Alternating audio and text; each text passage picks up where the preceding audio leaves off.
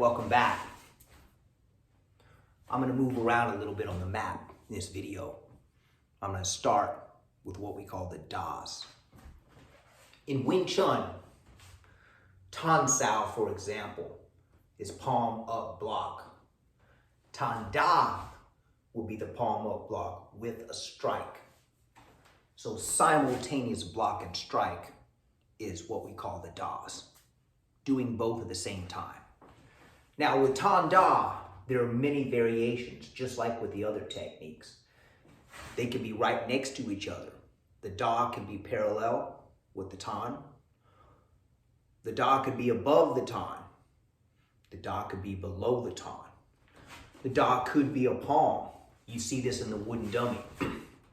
Dai Wong Zhong. Dai is low. Wong is sideways. Zhong is palm. Still Tan Da. Right? Gan Sao. Sweeping block. Now the stance here is our classic pigeon toe. We're torquing. When we learn a little bit more mobility, just a little more, we're torquing. So Gan Sao, sweeping block. Now you can see this reverse Hume working, if you want to use that. Or Gan Da, same reverse Hume. Sweeping block, low with a strike. Go Bong Da, high Bong Sao. The force is being deflected off this way to protect the head rather than this way to deflect off the body. Go Bong Da, high Bong Sao with a strike. Jut Da, Jut Sao, snapping hand. Jut Da, snapping hand with a strike. Now there's many kinds of juts. You can jut forward. You can jut back. You can jut back and down. Jut Da could be done retreating. So any of the Das can be done on the retreat or on the attack. Maybe your opponent's really powerful and you have to move out of the way to maximize. This is what the Das are for. Cutting the time of the altercation in half. Now, Bu. This is one we have to be real careful with. Bu Sao. Because the Bu is longer than a fist. Some styles you'll hear this referred to as the spear hand or the knife hand. Dagger fist, dagger hand, whatever. It's the same thing. Thrusting the fingers up. Bu Sao. Shooting fingers.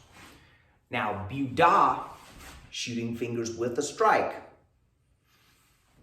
Could be next to it, could be underneath it, many variations. Now, Bu shoots straight up. The difference, Go Bong has a bend. Bu is going to go a little straighter. But there's always going to be a small bend in the elbow in Wing Chun. We protect ourselves this way. Locking the arm, you can be vulnerable. Get the arm broken. Techniques like Chung Kyu. Things like that. Now this technique, it teaches you when to stop. So if your opponent misses his block, you don't unnecessarily plow right through him. It teaches you stopping energy, emergency brakes. However, at the same time, it also teaches you to break an arm if it's a vertical punch.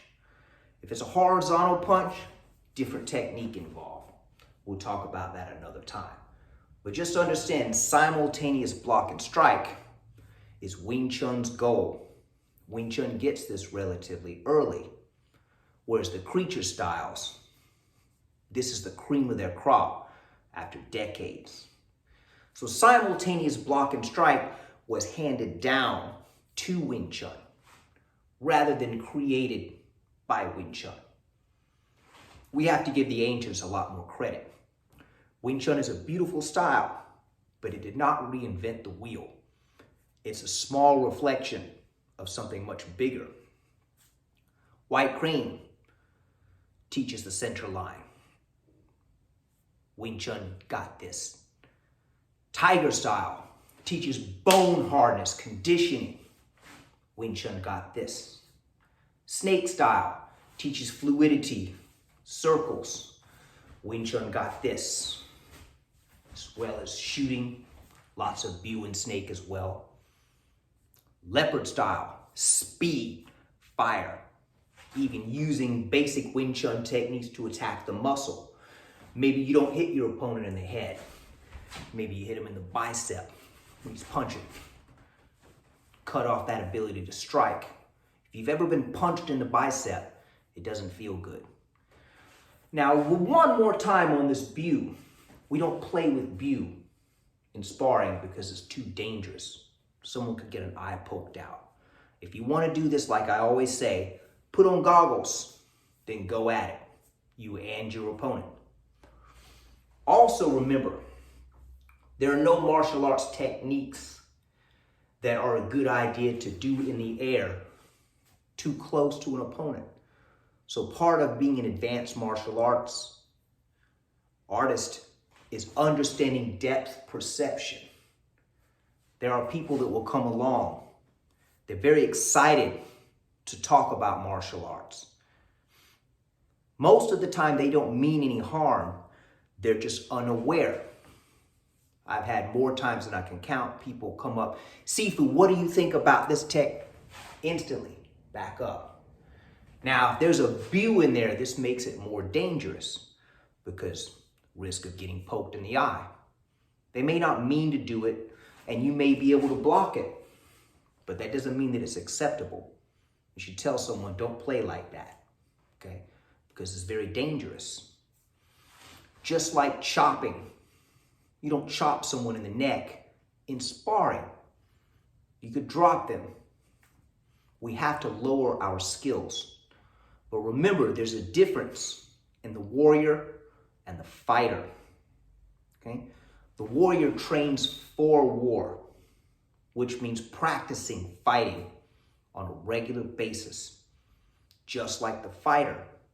However, the fighter, the definition of that is one who engages in a violent struggle, participates in a violent struggle with weapons or empty hand. So willingly going into a ring or going into conflict. That's the fighter. Now the fighter has a short path. The fighter over time, if there's a lot of fights going on, is going to go through injuries.